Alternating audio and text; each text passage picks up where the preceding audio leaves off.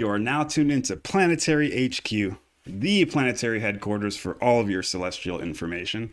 Today we are talking about this mysterious three-eye Atlas comet, or should I say an alien spacecraft heading to Earth. We're going to also go over the theory about deep space plasma beings, plasmoids in general. What is plasma? What is light? What's this other dimension that we can't see, but we know is there? These orbs are always appearing as these mysterious, shimmering, looks like geometrics of light, and I want to know what that's created of. But we're also going to see how this connects to a scientific paper that says these beings could be like a natural animal in the zoo of the cosmos. So we're going to talk about that a lot more. Interstellar deep space highways. And we're actually even going to go over K-pop demon hunters. That's right. I said it. I watched it. I watched it last night. And I got a lot to say about it. Very interesting movie. But we won't start off with that. No. Because we can get real conspiratorial real quick. But you know who it is. Deadrick Baker, XDBake the Wise on Instagram. If you're on Instagram, go give me a follow. Stay up to date with all that stuff. Joined by my brother, Magma Sloth. What's up? T Barks, Tyler Barker. We're usually doing this remote, but we don't live too far from each other. It's just easier for us to do it remote. But today we're together. We're live. We're live together. Shout out to T'Chilla. He's not here. And shout out to his brother. I don't know his name. I forget his name. But it's his brother's bachelor party today. That's why he's not here with us. And I was like, dude, don't even forget about the stream. Go make sure you and your brother are having a great time. So he's out there doing his thing. So shout out to T'Chilla. We miss you, but we'll hold you down in spirit. But what do you want? You want to start off with the plasmoids? What do you want to talk about? Let's start off with the plasmoids. Okay. It's very interesting. So Give us some background. a new observatory came up recently that's been imaging the sun with exquisite detail. And there are some images of solar flares on the surface. You can get this crazy detail of just the matter getting caught up in the magnetic fields. And the plasma behaves in very unusual ways at times.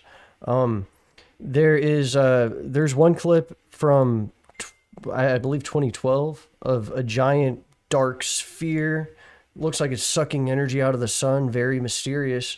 And with that in mind, some of the newer footage of just plasma behaving almost like even showing signs of communication, perhaps, not only on the surface of the sun, but in the thermosphere of our planet, way up in the atmosphere. Around thunderstorms, people will observe plasmoids, just these strange organizations of plasma behaving even for brief periods of time in very unusual ways you don't expect electricity to behave. So yeah, we'll show you some clips. Do you have this up right now? Yeah. All right. So yeah, this is, you can see this big dark sphere next to the sun with a tendril. It looks like it's sucking out of it, and then zoop, it just zips off. Very mysterious. What are your thoughts on this? Yeah, so I saw this video a while ago. I remember it was doing the rounds on Reddit. Supposedly it came out in like 2021, 2022. I think that's the official drop date, but it was recorded in 2012. I thought it was extremely interesting. I know, because we talk about the same stuff. We've been talking about the same stuff for a long time. I instantly saw this and I was like, oh my gosh, I know what this thing is. This is a master physical controller or some type of one of those orders of beings, which we'll get into more. But it got me excited. Actually, I think I left a comment on the video. Of course, everybody's like, oh my gosh, and then it kind of, brushes away into the wind and no one really tries to figure out what this thing is. But with more understanding about plasmoids, this video is starting to resurface. So now we can actually talk about some of the texts and some of the information, scientific papers that we've gone over, we found in our journey that correlates to this. But this is very compelling. Like I said, it's been doing the rounds on Reddit again recently. I don't know why. I don't think they're connecting it with anything in current events. It's just like the same video, bubbled back up. Yes, but it's interesting that people are talking about it. So we see some type of dark spherical entity object. You can see the outline right there, and it's hovering above our sun. I don't know how far away from the sun it is, but It's got to be massive, though. It's got to be twice huge. the size of Jupiter or something. Really? You think it's that big? I think it's massive, yeah. Okay, planetary big. Interesting. Okay. So you see that the outline of it, and it's, obviously has a holding pattern over the sun and some tendrils going down into the sun. Like it's, I guess, I said it looks like it's sucking out matter, but you brought a really cool hypothesis I heard you the other day. It says it could be like probing it and like doing Like, routine yeah, maintenance. performing routine maintenance. Yeah, Yeah, yeah, because yeah. one of the beings the Urantia book talks about is this whole order of beings. There's power controllers and power directors and master physical controllers, and there are these massive invisible beings that direct the energy currents in space. What if this is something like a master physical controller just performing maintenance on the sun, or there was a flare that was going to erupt out of that spot, so it came to like take the shock of that energy before it hit our planet? Maybe it was saving us. That's really interesting. That is really interesting. I never thought of it like that. That's cool. I like that angle. Always bringing new shit to the table. Good shit, Magma. That's right. Yeah. Oh, excuse the mic noise, guys. But yeah, I don't know. So I do want to bring up. Look at that. That's amazing. What is that? So some scientists, they try to debunk it and say that it's a normal solar flare. It's just an anomaly that like three or four or six of these plasma tornadoes appeared at the same time because of some geomagnetic or electromagnetic field It looks like it dynamics. could be a bubble, perhaps. And then like it pops out and it creates that gravity bubble just because the sun is so strong it can create it on its own. But I don't know, man. I don't know if that's just like a normal natural occurrence. Look at that. That's wild. And It zips off. It really does look like it's in the shadow, like it's just some massive object. so it looks like it's refueling for sure, but I like your Or refueling, and it could be invisible, but then you can see the shroud of light around it, so it kind of reveals its presence. But yeah, I'm gonna bring up some quotes if you want to keep talking to the people. Yeah, the idea put forward in the Urantia book is that there is an infrastructure behind the cosmos, and stars are all kind of placed for a reason. I mean, space is churning its course to produce planets and worlds and all that. And, not every star has inhabited worlds around it. There's such a variety of planets out there so that there can be an increased likelihood of planets where life is suitable. But energy is constantly being directed and channeled from all these stars and celestial circuits. And the Urantia book kind of presents that there are beings actually kind of behind this. So that's definitely my first thought, is that could be a being very deliberately interacting with the sun, taking energy. Yes, it's very interesting. I see you got a quote on the master physical controllers. Yes, I do. Trying to get to it right now. So, talk a little bit about who or what this being might be. We're going to read some passages from our favorite book, one of our favorite books, the Urantia book. Came out in the early 1900s. Think about that. 1911 to 1933. This is before computers. And this information was getting revealed. Now all these videos are popping up and it's describing exactly what the videos are showing. That in itself should raise some questions, some red or green flags, however you want to call it. So this is the master physical controllers. Let's make sure the people can see it. Number 4 from the Urantia book, paper 29. These beings are the mobile subordinates of the supreme power centers. The physical controllers are endowed with the capabilities of individuality metamorphosis of such a nature that they can engage in a remarkable variety of auto-transport, being able to traverse local space at velocities approaching the flight of solitary messengers. But like all other space traversers, they require the assistance of both their fellows and certain types of beings in overcoming the action of gravity and the resistance of inertia in departing from a material sphere. Pretty interesting. Now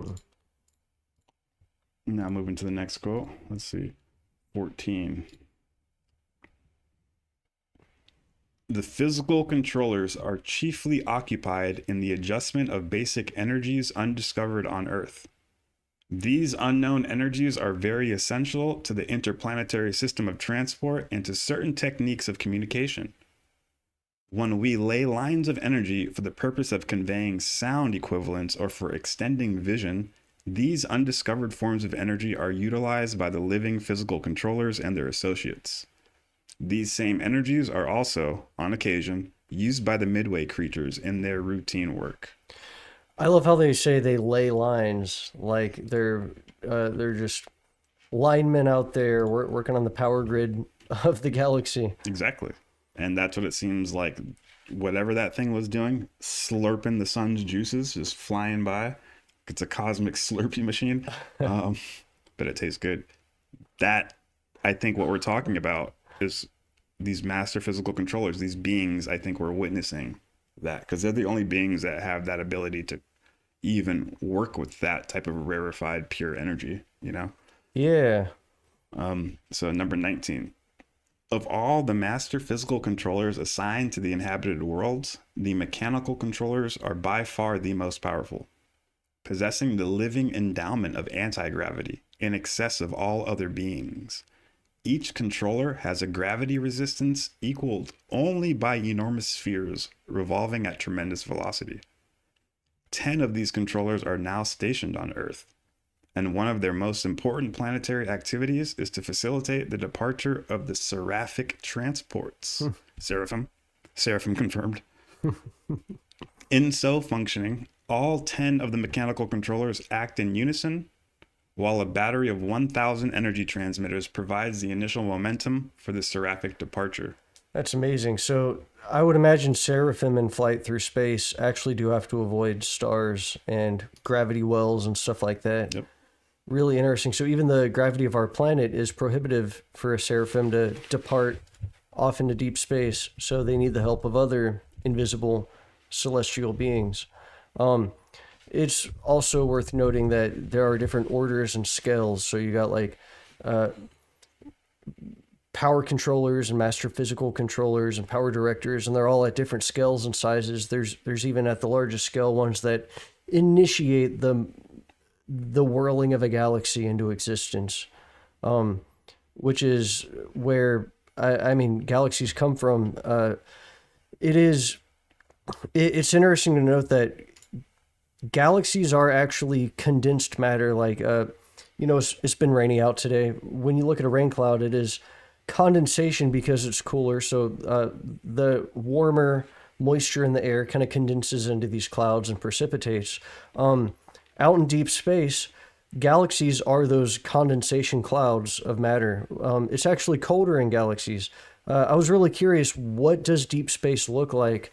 Like what is actually in deep space in between galaxies? There's so much empty space. And when you see the depictions of the cosmic filaments where all the galaxies run in these lines that almost look like neural networks, there's these big voids in the center.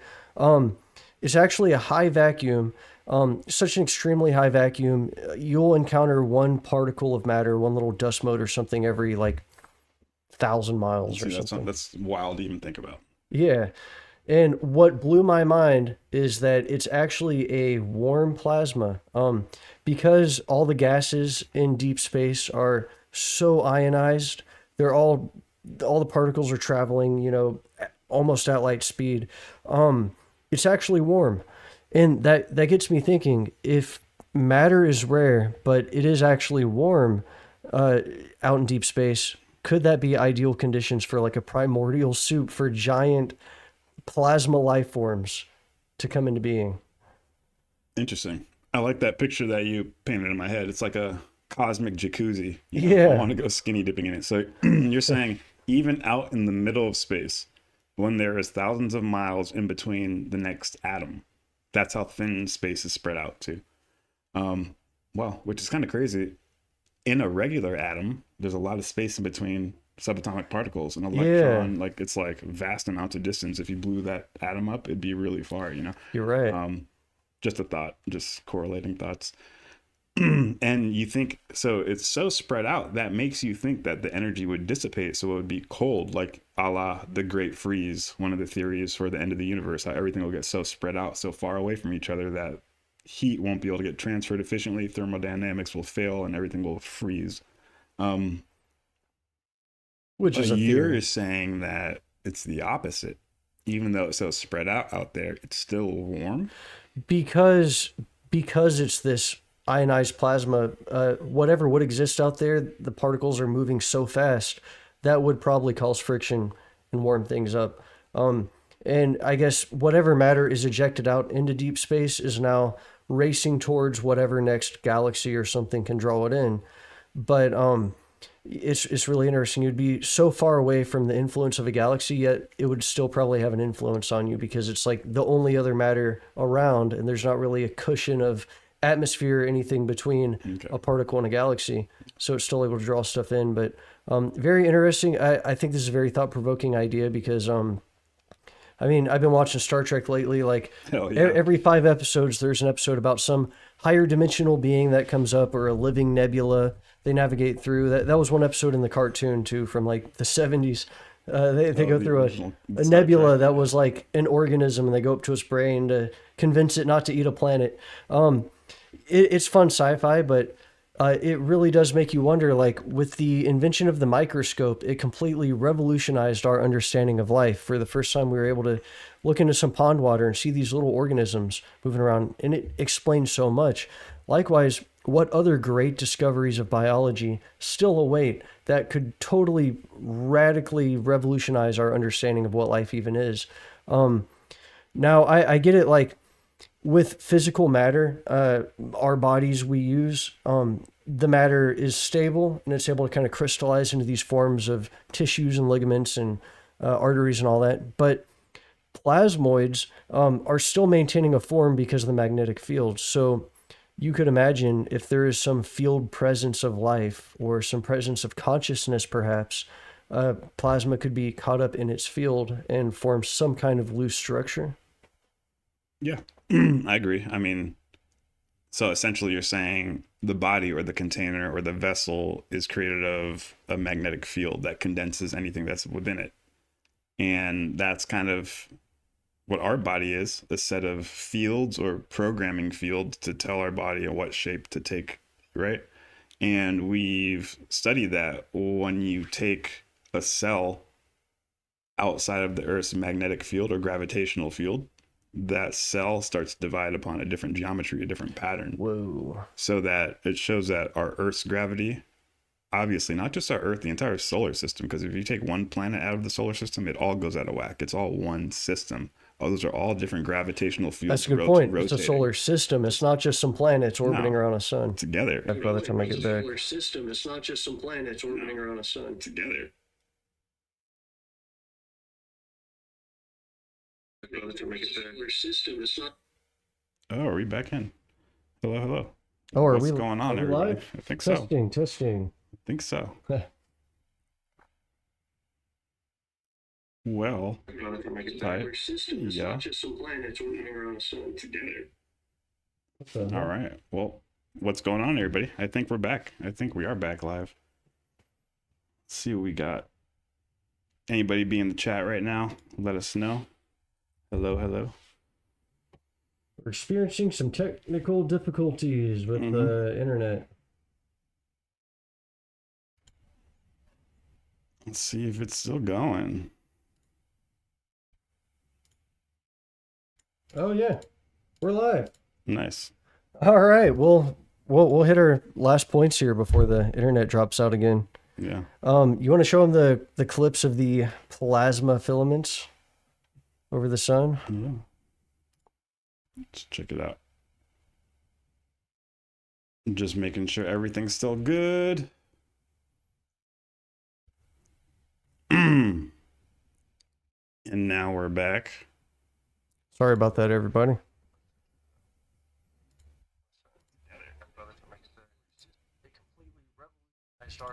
Some kind of loose structure. I'm just trying to figure out what it does. Well, so just like cut from. Weird. Interesting. Okay. All right, sorry viewers. I just wanted to see where it picked up from because yeah, my internet just dropped out and it picked us back up in the middle of the stream. I guess it cut when the internet cut out and then it picked up the second my Wi-Fi made connection again. So Okay. shout out to YouTube for having the good programming to do all that. So back to what we were saying. We were saying the single cell acts as a magnetic container for consciousness, obviously, because look at our physical body. And you're extrapolating this idea and using it as a template for what you would call plasmoids or plasma beings. Yeah. Now there's some interesting footage that NASA released about it's showing these filaments on the sun that are behaving very mysteriously. I mean, like it very well could be matter getting pulled around by magnetic fields, but it kind of looks like organisms. Let's see. I think I'm gonna have to share this one too. So keep chatting for a second. Yeah, it's very thought-provoking to see kind of this new image of the sun in all this clarity and detail.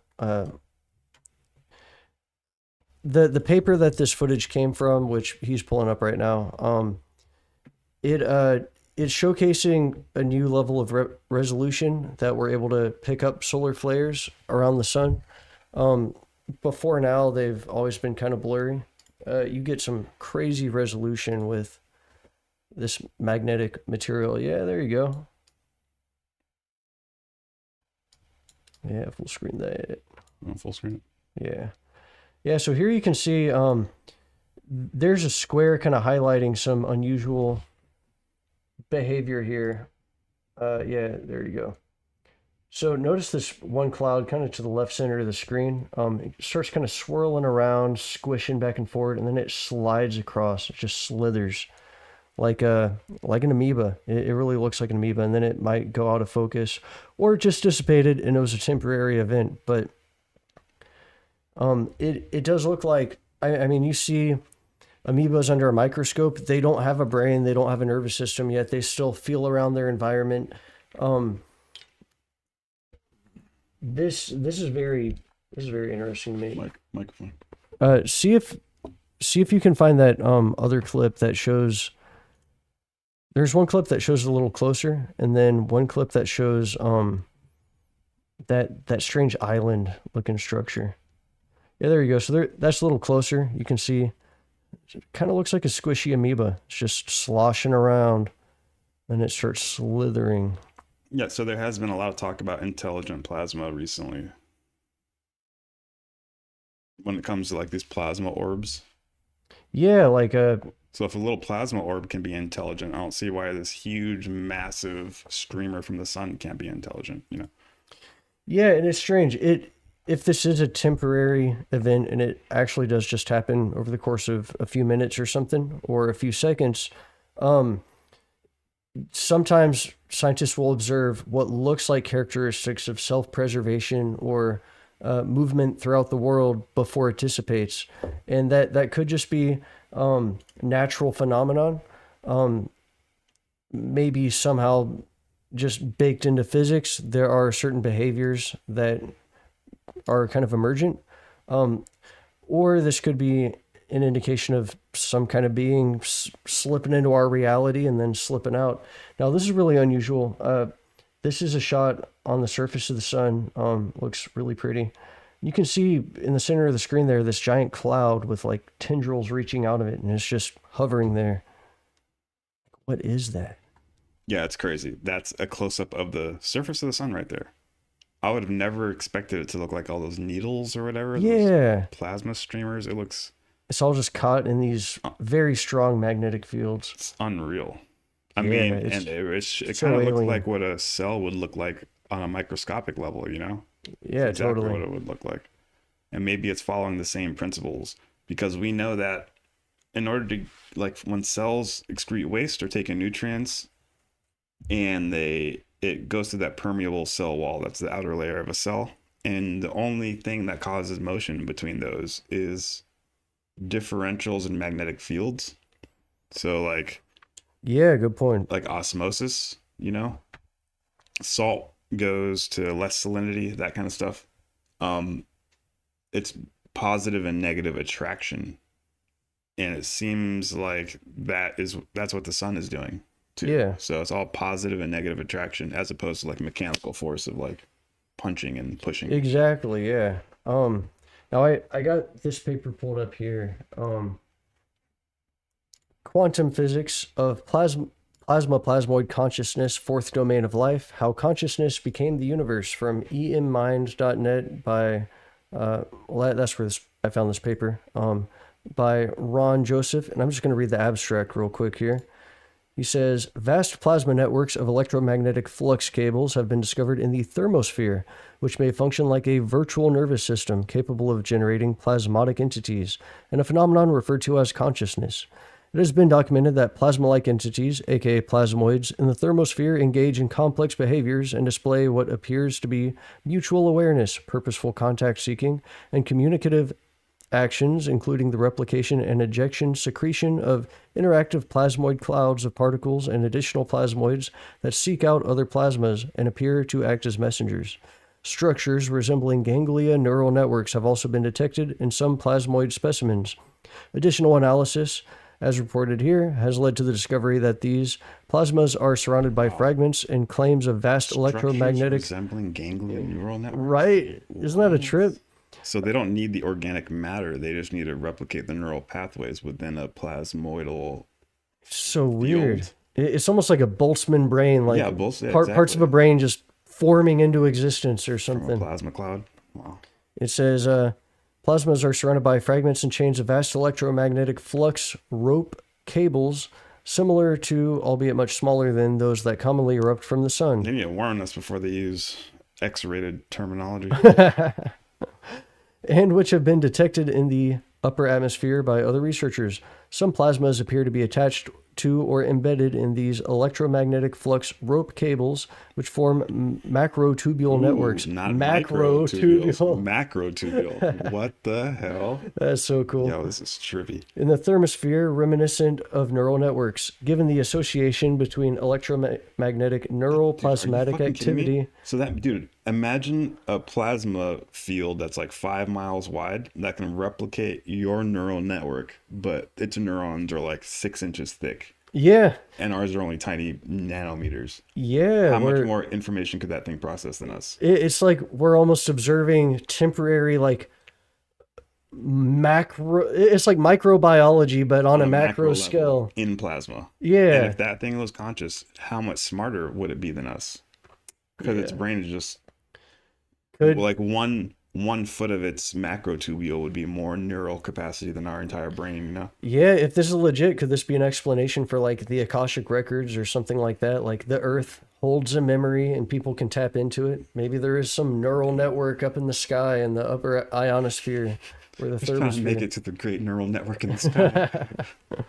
So make a song about that. This goes on to say, the quantum physics and electromagnetic basis of consciousness and neural processing are reviewed. The evidence supports the hypothesis that plasmoids in the thermosphere represent a fourth domain of life and are sentient and engage in intelligent behavior, and that all interactive sources of plasmas, the electromagnetic quantum continuum, and the universe in its totality may also be alive and conscious. How cool is that? Yeah, that's backing it up. Exactly. That's backing up exactly what we were reading earlier right here. It says the mechanical controllers are competent to directionize the flow of energy and to facilitate its concentration into the specialized currents or circuits. These mighty beings have much to do with segregation, directionization, and intensification of the physical energies and with the equalization of the pressures of the interplanetary circuits. They are expert in the manipulation of the 21 of the 30 physical energies of space, constituting the power charge of a super universe. They are also able to accomplish much towards the management and control of 6 of the 9 more subtle forms of physical energy. By placing these controllers in proper technical relationship to each other, and to certain of the power centers, the associate power directors are enabled to effect unbelievable changes in power adjustment and energy control. That's wild. So it sounds like, that's what they're talking about with these giant beings, conscious plasma entities that they're saying. They're saying they're seeing light beings. It's the same thing that the starseeds are saying. But the scientists just say it in a different way. And remember that guy, Dr. Ruggero Santelli, that claimed he made a lens and he could see 2 orders of invisible entities. Some were seen over substations and sensitive military installations, and then larger invisible beings were detected up in our atmosphere. You're right. If that's real, he might have actually been observing something just like that. That's trippy. All right. Nice. Well, we covered that. You wanna give us your thoughts on Demon Hunter? What is it? K-pop? The K-pop Demon Hunter? K-pop Demon Hunter? Yeah, I watched it last night. A little underwhelming, to be honest with you. But hold on one second. Let me get this away. Get out of here. Yeah, I watched it last night. Everybody's been ranting and raving about it. They love it. I was like, "What's the hype about? I need to check it out." Started watching it. I have a 5-year-old son. I was watching it with him. Not like I'm saying I didn't watch it because I wanted to watch it. Okay. And the message was kind of weird. It almost seemed a little dystopian. Like, I know people are loving it. People are dressing up like it. People are like, my kids love it. I want my kid. And they, that's cool. But so I wanted to see what the hype was about and to see if my kid would get into it. My kid did not get into it. Woo, thank God. And yeah, he looked at it. He was like, this is for girls. And but we were watching it, and it's all about like K-pop superstars. Like there's like a trio of girls that are running the world. They're the number 1 band in the world, and all like the entire world is their fan base, their fandom. They talk about their fan base as like, we'll get into it deeper, but they get big and everybody loves them. Their name's Huntrix, and super poppy. We know the K-pop industry is kind of weird. Okay. I seen the Vice documentary that came out a long time ago. It's like, in Korea, kids, when they graduate high school, they can either join like universities or they can join these like K-pop mega farm universities where they put you in like a big skyrise dorm. Everybody is trying to be a K-pop superstar. You're there for like 4 years or even longer. It's like a military regimen. When you wake up, it's like you wake up, exercise, photo shoot, vocal training, dance training, eat, repeat. Everything you need to be like a star condensed, like a boot camp, fucking crazy. And if you don't make it by the time you graduate, like 21, they say like, you're not going to make it. Time to become a normal person and get a normal job. I guess it's extremely oppressive. High suicide rate. A lot of people commit suicide upon graduation because they're not going to make it, or because it's too tenuous. I think a lot of the famous K-pop stars who are part of the biggest bands end up offing themselves. Man. Yeah, I mean, because they don't care about you. You're nobody.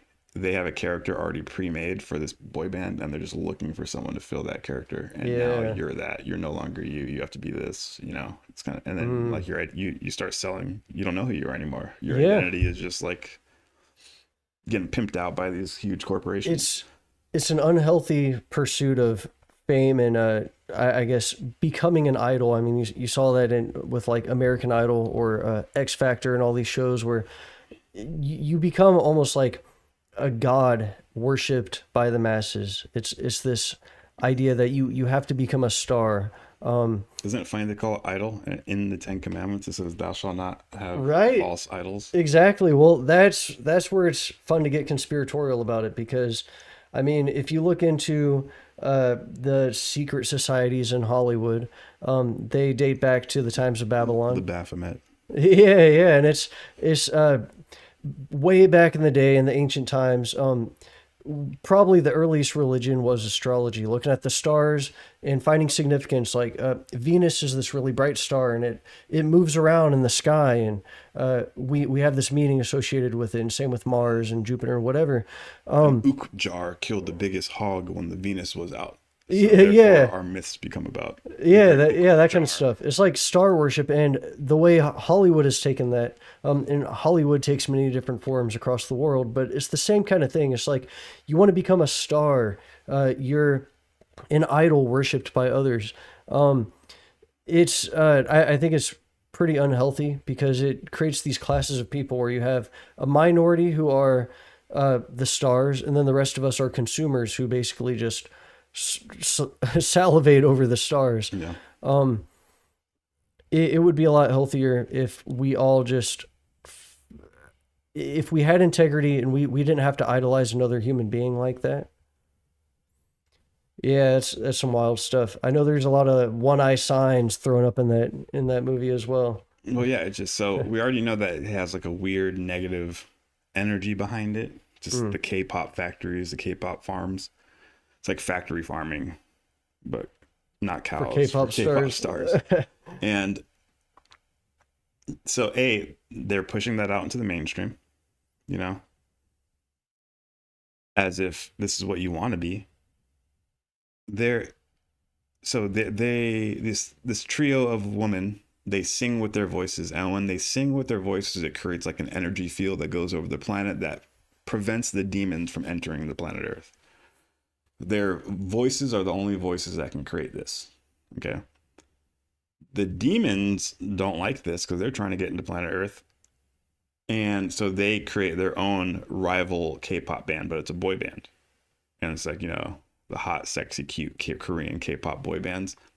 And when they appear out of nowhere, all of a sudden their name's the Saja Boys. All of Huntrix's fans, which is like the entire world, they start listening to Saja Boys instead of Huntrix. And now there's a dilemma because everybody's looking at the Saja Boys, who are demons, and now they're not listening to Huntrix's voice, so that the special Hanun field can't be created. And they literally, anybody who's not Huntrix or the Saja Boys in that movie is painted as like the most dumb fanboy consumer. Like our entire purpose is to pick an idol in order to consume and get all of your information from these idols. So like literally the only message they push is either if you're a normal person, you're just this dumb fat consumer and all your entire purpose is to find your idol, or if you're not going to be that, it's either be an idol, and the only way you can make it is to be this super famous idol who's singing in front of everybody.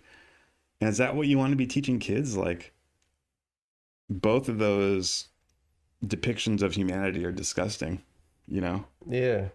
Thank God my kid didn't care about it, but I wouldn't want my kid to, don't get me wrong, I loved bullshit when I was a kid too, so I'm not going to, it was all whatever, but I don't want my kid to only think that the only thing to make it is being a K-pop idol or some type of idol superstar celebrity, because that's bullshit. And B, if you're not that, then all your only purpose is to figure out who your idol is, and then that becomes your entire life.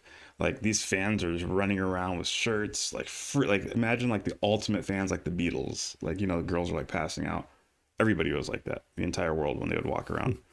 And then it became like the world became a battle of which K-pop camp you are, and then it became a battle for life and death because you either chose the demons or you chose the good girls. It's wild. I can't put too much weight on the validity of this conspiracy theory, but it is interesting, this idea that there are mass rituals performed on the public to try to siphon in consciousness towards you to make you a star. I mean, I know for sure. a lot of stars in the music industry, they are fake popular, they're pop stars. When someone's a pop star, you would assume they're popular. That's why they're so big. But but it's like an artificially generated popularity through clever marketing campaigns, stuff like you were saying, like TMZ covering stories of breakups and all that to make you look like you're a person that matters enough that the intricate details of your life need to be broadcast to the world. And it works. And you see all these strangers pop up as like this phenomenal wealthy music singer. It's just the music industry. I mean, plain and simple. It's a money machine. It's devoid of life and passion. I would much rather support local grassroots artists like Memphis. We got hundreds of them. Yeah. Every local city, you got plenty of local artists. I would rather advocate supporting local artists than the music machine. Well, it seems like ever since internet and social media came out, 99% of the kids only want to be what the fuck this movie's pushing, some type of like celebrity superstar. And I'm not saying it's not okay to get attention and to be in the center of attention because of what you're doing is great. But if you're in the center of attention and what you're doing isn't really fucking amazing, then you're really just the blind leading the blind, you know? Everybody's focused on you, and now you don't know where to lead them. And yeah, you don't know where to lead them. You don't know what's going on. Exactly. You've just been brainwashed to be a star, you know? I just want to make you look at me. And then what? Oh, we'll do this TikTok dance, and now everybody's doing a TikTok dance. And you're like, what the fuck? Like, your true purpose on earth is to use your personality and your light to lead others to that great light. And the more you can shine that light and the more people see it, that's good. They're attracted to it. That's your true purpose, but you can distort that and get people to come to you just for egotistical purposes, and then you don't lead them to that great light. You lead them to some type of distortion. And if a lot of people don't realize you can do that, but if you are doing that, then you need to be conscious of it and stop doing that. So stop seeking attention just for the sake of seeking fucking attention. Because if you're not going to upstep humanity with what you're putting out there, then you're going to degenerate humanity. Mm-hmm. You know, I like ass as much as the next guy, but don't only put your ass out there to try to get famous and that's all you're known for, because now you're teaching a bunch of other people, girls, that just show your ass and you're good and you made it. It's nice to have a nice ass. That's nice. Nice to be healthy and fit. But why don't you also like learn to fly an airplane or, you know, go to space as an astronaut? And then you can use your beautiful figure to show other people that you're more than just an ass, you know? Yeah. So like, it's a stupid example, I know, but what I'm trying to say is you have to be responsible with what you're putting out there. And so many kids only just want to be influencers to make money so that life is easy, dude. And we don't need any more of that anymore. It's so refreshing to see people who are influencers, who have a platform and a voice, offer meaning and value to the world, because that's what we're hungry for. I feel like we're in a value deficit in today's Western world. And I'll be spicy with it for a second too. Western world and the Eastern world. Like, you know, our entire society's values are just fucking off. Don't get me wrong. I like sports. I played sports my entire life. I love it. It's a great example of trying to maximize your athletic capabilities. And I believe mind, body, spirit, your physical body. Yeah, work out, man. I did 200 push-ups this morning. Not a lot, but I did it. Just because you threw a leather ball or a ball through a hoop and yet you focus all of your energy to try to be the best at putting this ball in that hoop over there, it doesn't mean you get to pontificate and tell people how to live their lives. But you are now, for some reason, in this position where all the little kids or even grown men are looking up to you like you're some god. Because you got really good at putting a fucking ball in a hoop. You said, fuck everything in life. I'm going to only put this ball in this hoop. Fuck spirituality. Fuck the universe. Fuck everything. I'm putting this ball in this hoop. And when you do it so good that people give you money, and then all of a sudden people are looking at you for advice on things. And then they give their advice on current events, politics. I'm not hating on athletes. I'm just using that as an example for what I said before. You're pulling all this attention to you, but you ain't got no skills to fucking uplift humanity for real. So let's be aware of what comes with celebrity or idol or being in the limelight and the spotlight, you know? We're not doing this shit just because we want you guys to fucking fanboy out and fangirl out around us. Hell no, dude.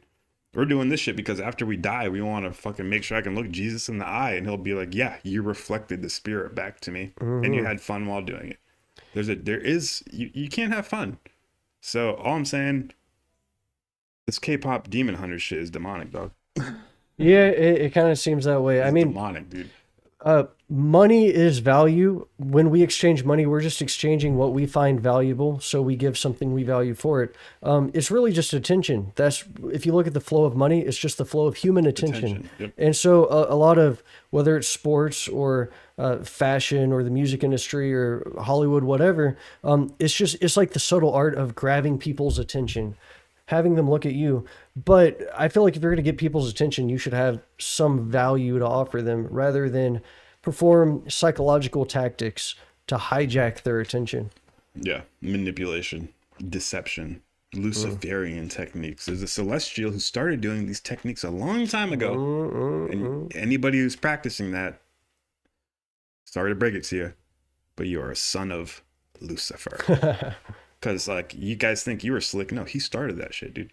So, I don't know. I wish we could have gotten to 3 Atlas today. I think we'll save that for later. Yeah, we got yeah. some juiciness. Yeah, we skipped over 3 Atlas. You want to just Real quick. show the photo? We'll show a little. It is in the thumbnail. Fuck, dude. Show them that weird, unusual photo. Where did I put it? I don't think. Maybe we can do a dedicated deep dive into 3i Atlas afterwards. Yeah. Let's see. Oh, there it First is. one, dude. It's because I clicked it before. Facebook, you know, the reliable Facebook. And Now look let's at let the people see it. There you go. Now there it is, the latest image of the 3i Atlas. We're gonna do a deeper dive on this in the next episode. We just don't have enough time right now. But if you look at it, it looks very eerie. It looks like the traditional UFO craft, a disc. Some people are saying it's the front of the comet, so it could be a dish on the front of a spaceship. It looks to me like a field surrounding an object. Or it could be a field surrounding an object. Okay, I could see that. Like the comet could be the black center. This could be Yeah. the tail, the trail exhaust. Possibly, for sure. I mean, it's a bunch of blurry pixels from 1 billion miles away, so Yeah. it could be fucking anything. Yeah.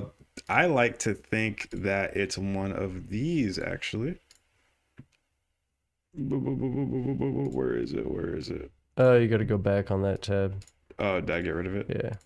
Oh, yeah, I did. There it is.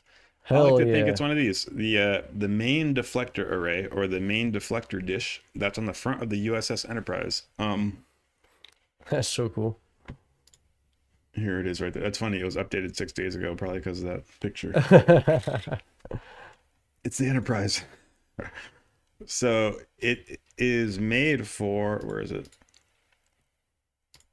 Give me that. Give me big the boy. image. Enhance. Enhance.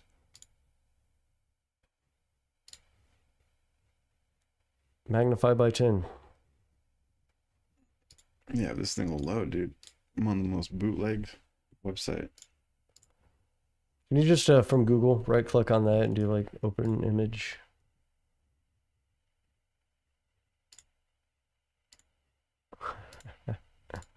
Hell yeah, dude. Well, this is the main deflector array. It's the main purpose of the deflector dish is to clear a path in front of the USS Enterprise to prevent it from. Oh shit! I said link, huh? There we go. There Perfect. The main purpose of the deflector dish is to clear a path in front of the USS Enterprise to prevent it from sustaining any damage. Obstacles encountered range from objects as large as an asteroid to microscopic particles. Pretty cool. Such a cool idea. It's emitting particles. What does it say? It's emitting gravitons. Graviton emissions to deflect particles. Yep. A deflector beam is projected out in front of the ship, clearing a path thousands of kilometers ahead. The beam itself is made up of graviton emissions and is powerful enough to sweep asteroids out of the way. That's such a cool idea. So Kilometers away. So like when it's going warp, it just all the asteroids. So 3i Atlas could be a USS Enterprise Yep. from a distant reach of the galaxy, exploring You're brave right. new worlds. We're in the Delta Quadrant, and they're exploring new quadrants in space. Yep. And they're like, look at this weird planet. love Registers it. as Urantia? Quarantine. Let's go check it out. Yeah, oh, it's in the quarantine zone. Exploring the quarantine worlds. But yeah, more on 3i Atlas just because we're running out of time. And if anybody else has any love to spread, join the Discord. Hit us with any questions. We are doing an overhaul right now. Gonna have that Mind Body Spirit app coming at you soon. We do have a song coming soon, and it's gonna be part of a mixtape, so stay locked. If you are a new viewer, hit that subscribe button so you are up to date with all Celestial broadcasts, and you will get that new music video. If you haven't already seen it, we just dropped that Chris Ramsey Area 52 interview. Oh, we go you gotta deep. check that out. Awesome conversation. You do not want to miss it. So go check it out. It's the last video we dropped in our video section. If you somehow managed to find this video and you didn't know we have live streams, because a lot of people watch the channel and they don't know we do live streams. Yeah, go check out the live stream tab. It's just scroll to the right. It's right next to the video tab. Other than that, it's just me and Magma right now. Shout out to my brother Tate Chilla. I do hear some weird. I need your attention, everybody. This just in. The New Jersey drones are now over New York, LA, and every major capital on the face of planet Earth. They keep repeating a message over the 6 gigahertz frequency band, and it keeps saying, Planetary HQ has cosmic garments for your physical mechanism. In other words, we got that drip. Straight from the Galactic Federation wardrobe, these tees vibrate at the frequency of chill. Ribbed knit collars lovingly hug your neck chakra, preventing collar droop across dimensions. Tapered shoulders enhance your interstellar silhouette, perfect for beyond. Dual side seams stabilize your style, ensuring your energy stays aligned even when encountering planetary turbulence. Crafted from 100% classified heirloom combed and ring spun cotton, this featherlight fabric breathes like you're cruising through the astral plane. Ideal for layering beneath your space cloak or relaxing at your Earth base. The tailored retail fit transitions seamlessly from casual Earthling mode to I've got crystals in my pocket and I ain't from here chic, making it essential apparel for your rigorous interdimensional journey. So check out them shirts. We got a bunch of different colors. Link is in the description. Your contributions directly support spiritual operations on the front line in the battle for truth, beauty, and righteousness. With your help, we can help change the face of planet Earth, and we can look fly while doing it.